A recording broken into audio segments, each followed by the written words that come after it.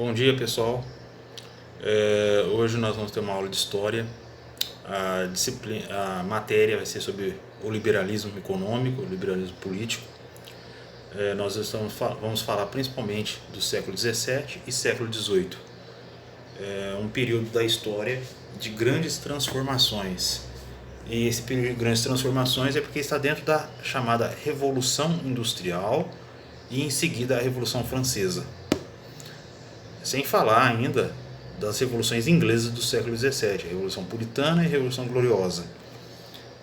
O liberalismo ele surge no século XVII, né? E ele surge como o liberalismo político, né? Ou seja, esse liberalismo político tem a ver com a liberdade de expressão, a liberdade de participação de política, de associação, de formação de grupos que possam discutir a política e participar da política. Ele, dentro do liberalismo político, acredita-se no fim do absolutismo, no fim das ideias autoritárias, no fim das ditaduras, principalmente o absolutismo, que naquele tempo os monarcas da Europa, em geral, eram absolutistas, ou praticamente todos eram absolutistas. E o liberalismo vem contrapondo o absolutismo, dando liberdade de participação das pessoas na vida política. Então, John Locke, que é um escritor e filósofo, ele vai defender o liberalismo político. Ele vai defender, se um rei não defende as ideias de liberdade, as ideias de propriedade, as ideias de respeito à lei, o povo tem direito de sublevar, de pegar em armas contra esse rei. Ou seja, dentro da questão liberal, o Estado deve servir a população, não ao contrário. Não o povo serve ao Estado, mas sim o Estado serve ao povo.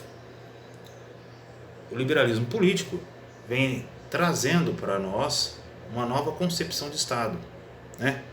A divisão dos poderes, a separação do poder absoluto em vários poderes: poder executivo, poder legislativo, poder judiciário. Acredita-se na república ou num parlamentarismo. Aquela ideia de monarquia absoluta dominando tudo vai se desfazendo aos poucos. E a ideia é que o Estado seja ocupado pela população e por todos. Qualquer um pode ocupar o Estado. A ideia era essa: qualquer pessoa pode ocupar o poder no Estado. Mas isso vai ficar para a segunda parte, que é o liberalismo econômico. Parte 2, sobre o liberalismo econômico. Na parte 1, nós falamos do liberalismo político. Na parte 2, agora, vamos falar do liberalismo econômico. O liberalismo econômico ele vem se contrapondo ao mercantilismo.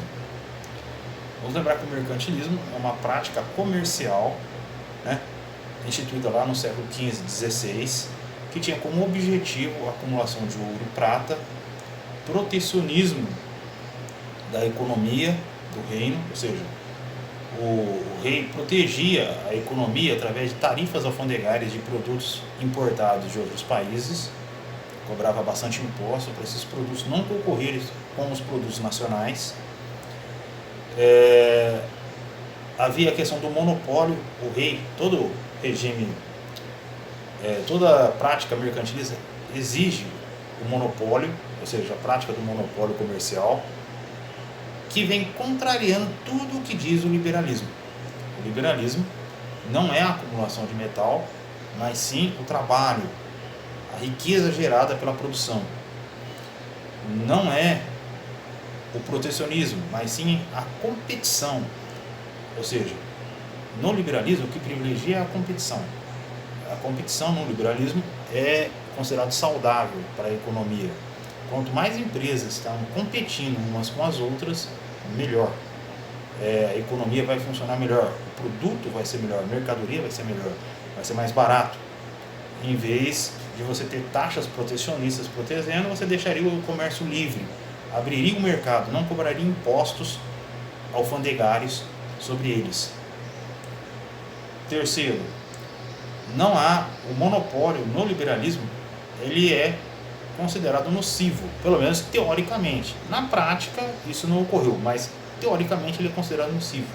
Porque quando uma empresa só controla o mercado, ela põe o produto que ela quer, com a qualidade que ela quer, com o preço que ela quer. No liberalismo é a competição, né? Sem monopólio, várias empresas competindo entre si para conquistar o consumidor. A ideia é essa. Seu principal representante no século XVIII é Adam Smith. Smith é um escocês e ele vai desenvolver na Riqueza das Nações a questão da liberdade econômica, do deixa fazer, deixa passar. Ou seja, a economia vai produzir e vai vender. O deixa fazer e o deixa passar, o vender essa mercadoria. Há uma liberdade de compra, venda de mercadorias. O liberalismo ele vai se desenvolver ao longo do século XVIII, XIX, XX e XXI. Hoje os liberais são chamados de neoliberais, mas lá no passado eram chamados de liberais clássicos. Mas o liberalismo clássico vai sofrer, em 1929, uma grande crise econômica que vai acabar trazendo diversos prejuízos, principalmente para os seus defensores. Então vamos formular novas ideias, o chamado neoliberalismo. Aí você pode perguntar, qual é a diferença do liberal para o neoliberalismo? O liberal ele defende um mínimo de presença do Estado na economia, ou seja, praticamente não existe Estado na economia. O Estado só serve para manter a lei e a ordem. Então você precisa só ter a polícia e a lei, mais nada, né? Já os neoliberais, eles defendem as mesmas coisas que os liberais, mas eles acreditam numa certa interferência macroeconômica na economia. Mas o que é interferência macroeconômica? Interferência macroeconômica é o controle da inflação, do câmbio, né? Inflação e câmbio é muito importante, o governo deve interferir na política econômica, na inflação e no câmbio, né? Deve ter uma política de juros consistente, deve não endividar, tomar cuidado para não se endividar, né? Isso são chamadas a macroeconomia, ou seja, o governo não faz interferência direta na economia, mas indireta, controlando pelo Banco Central, pelos mecanismos oficiais, essas atividades, regulamentando, tentando impedir que essas atividades criem prejuízos, como ocorreu no século XX, em 1929, quando o Estado não regulava a macroeconomia, deixava ao mercado, ao livre mercado. Então o neoliberal ele também não é favorável à participação do Estado na economia, mas ele é favorável ao controle da macroeconomia, de inflação, taxa de juros, câmbio, né? Ele defende essa interferência mínima no Estado. Então os neoliberais acreditam na interferência na economia no campo macroeconômico, mas no campo microeconômico, criação de estatal, eles não defendem.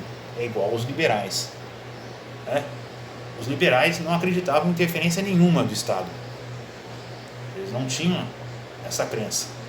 Então, qualquer dúvida, perguntar, tem o texto e duas perguntas. Leiam, façam, e qualquer dúvida, pergunte. Obrigado.